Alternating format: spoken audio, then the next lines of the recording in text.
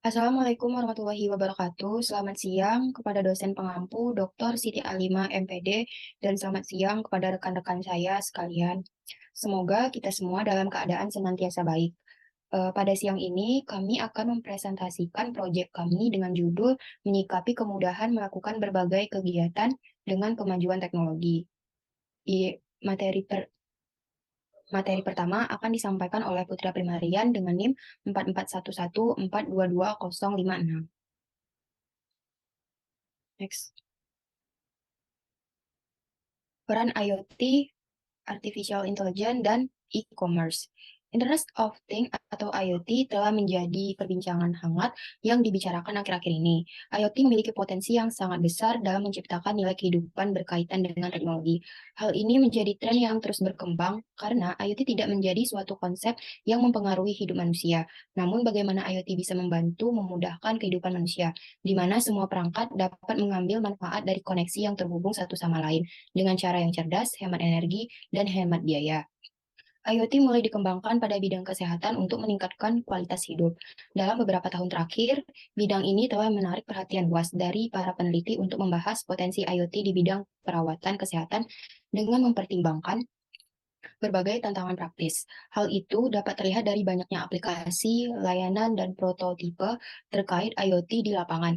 Tren penelitian dalam perawatan kesehatan berbasis IoT meliputi arsitektur dan platform jaringan, layanan dan aplikasi baru, interoperabilitas, dan keamanan. Selain itu, kebijakan dan pedoman telah dikembangkan untuk menyebarkan teknologi IoT di bidang medis di banyak negara dan organisasi di seluruh dunia.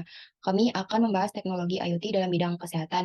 Ada beberapa peran yang bisa kita lihat dalam IoT. Pasien dapat memantau kesehatannya secara proaktif. Lalu ada dokter memberikan layanan dengan tepat waktu dan personal kepada pasien. Rumah sakit dapat melacak aset, memantau staf, dan meningkatkan hasil kesehatan. Artificial Intelligence kerap diaplikasikan dalam berbagai bidang kehidupan guna mempermudah pekerjaan manusia, menghemat waktu. Sistem pintarnya membantu nakes atau perawat untuk membuat diagnosis serta memprediksi kemungkinan yang akan dihadapi. Tugas-tugas administrasi seperti otoritas asuransi kesehatan menindaklanjuti tagihan yang belum dibayar. Dan dalam penggunaan e-commerce-nya sendiri, dalam bidang kesehatan, membantu mengurangi penyebaran virus seperti yang sedang marak COVID-19 sehingga pembayaran dapat dilakukan secara online. Pada materi kedua akan disampaikan oleh rekan saya. Eh, Perkenalkan, nama saya Zanban Natasha Hafsah dengan nomor NIM 4411422049. Dan dengan contoh website atau aplikasi bidang kesehatan yaitu Halodoc, Klik Dokter, terus yang dan lain-lainnya itu bertujuan untuk dibentuknya aplikasi tersebut atau website tersebut adalah untuk menyederhanakan akses kesehatan dengan memanfaatkan online untuk pasien agar bisa berinteraksi langsung dengan dokter pilihan lewat smartphone. Aplikasi atau website tersebut menyediakan berbagai macam dokter yang berasal dari berbagai spesialis yang berbeda-beda dan ahli bidangnya. Dan pasien bisa menghubungi dokter dengan pasien secara langsung dan kapan saja. Oke, next selanjutnya. Permasalahan dari kemajuan teknologi. Yang pertama itu pembuatan ribuan peralatan dan perangkat keras IoT juga akan membutuhkan energi yang sangat besar. Tentunya pada setiap teknologi yang ada pasti mempunyai kelebihan dan kekurangan. Pada kemajuan teknologi saat ini yang sangat besar pasti memiliki sebuah risiko. Salah satunya yaitu yang pertama tadi peningkatan ekonomi dan kemajuan teknologi harus melibatkan usaha dan energi yang sangat besar. Misalnya pada IoT yaitu membuka banyak peluang bagi penggunanya, seperti industri yang berdampak besar pada segi bidang ekonomi. Meskipun pertumbuhan IoT akan sangat cepat di negara-negara maju, terkait dengan baiknya infrastruktur internet dan besarnya kapital, namun IoT di negara-negara maju uh, berpeluang untuk negara yang berkembang. Dari sudut pandang ekonomi, ini diharapkan demografi yang cenderung pasar akan memicu peluang. Tetapi di sisi itu, konsumsi energi yang besar untuk kehidupan teknologi, pembuatan ribuan peralatan yang perangkat keras IoT juga akan membutuhkan energi yang besar. Kebutuhan energi ini akan menambah masalah pada sektor energi yang kita hadapi saat ini. Dan yang kedua yaitu banyaknya sampah elektronik yang dihasilkan. Selain itu pada segi bidang lingkungan, berdampak besar itu seperti jutaan peralatan IoT yang telah yang telah dan akan beredar di masyarakat akan menjadi masalah baru bagi lingkungan. Banyaknya sampah elektronik yang dihasilkan membutuhkan penanganan khusus dalam mengelolanya agar tidak mencemari lingkungan. Selain itu, penggunaan partikel nano dalam teknologi nano akan membawa dampak tersendiri bagi kesehatan. Dan yang ketiga adalah penyalahgunaan terhadap data semacam ini akan mengancam privasi atau cyber. Pada dasarnya, Sawan sendiri teknologi mempunyai visi yaitu ubiquitous network yang menghubungkan benda-benda cerdas ke dalam jaringan. Maka akan sangat banyak data dan informasi yang dikumpulkan, dipertukarkan atau dibuka. Data yang dikumpulkan biasanya dapat berupa lokasi keberadaan, jalur yang dilewati, kesehatan, kebiasaan hari-hari, pola belanja, dan berbagai data hasil pembacaan di lingkungannya. Tetapi, pada penyalahgunaan terhadap data semacam ini akan mengancam privasi dan mengancam peralatan maupun sistem itu sendiri. Beberapa kasus peretasan telah pernah dilaporkan dan berdampak menurunkan kepercayaan publik kepada IoT. Materi selanjutnya akan dibacakan oleh teman saya. Penanganan permasalahan yang ditimbulkan. Peralatan harus dirancang dan dikembangkan, serta dalam produksinya harus bertanggung jawab dengan sisa-sisa produksi sehingga tidak memperburuk keadaan lingkungan, baik bagi hewan, tumbuhan, dan manusia. Sebagai konsumen harus bijak dalam bermedia sosial, mengantisipasi pencurian data dengan aplikasi yang dirancang sebagai pelindung, tidak mengklik link atau nomor yang tidak jelas asal-usulnya, tidak menyebarkan hoaks, taat pada hukum yang mengatur tentang elektronik dan sosialnya. Lalu ada yang ketiga, jual beli produk harus mengikuti hukum yang berlaku, tidak melakukan transaksi ilegal, serta sebagai pembeli kita harus bijak untuk membeli di toko terpercaya.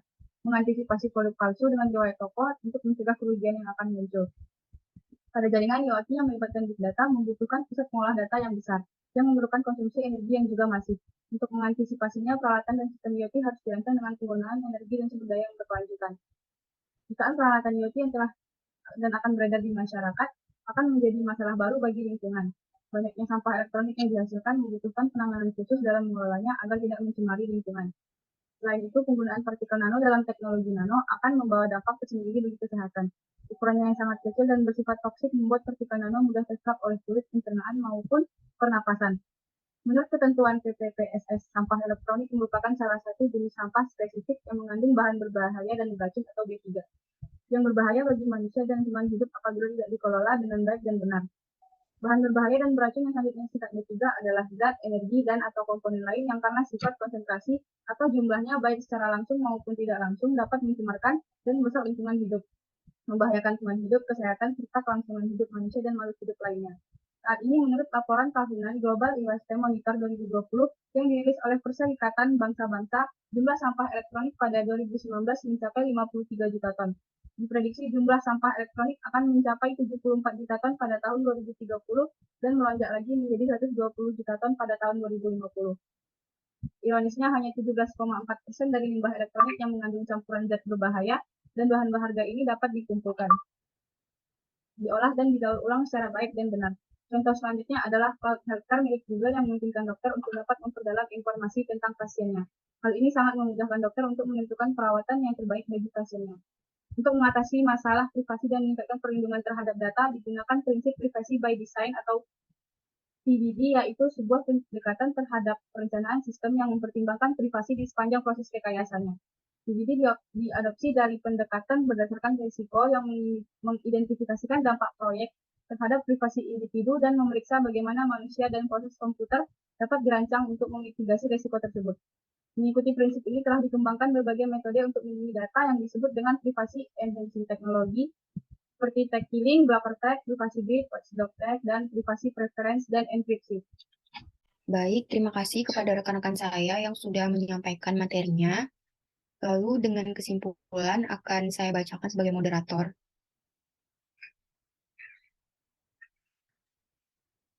Perkembangan teknologi Internet of Things mengembangkan berbagai struktur lain yang dapat memajukan teknologi sebelumnya dan memiliki kemampuan yang besar dengan manfaat yang diberikan dari IoT tersebut, terutama dalam industri kesehatan. Sebagai manusia yang menggunakannya, kita harus bijak dalam mengaplikasikan teknologi ini ke dalam kegiatan kita, mengembangkan serta mengantisipasi dampak buruk untuk pengembangan berikutnya. Hal yang diciptakan oleh kita sendiri memiliki hak dan kewajiban dalam menjaga agar tidak menimbulkan masalah yang lebih rumit lagi bagi lingkungan untuk diselesaikan. Sekian presentasi materi yang kami sampaikan. Semoga apa yang sudah disampaikan dapat memberikan manfaat untuk yang menonton. Terima kasih, mohon maaf bila ada kekurangan. Wassalamualaikum warahmatullahi wabarakatuh.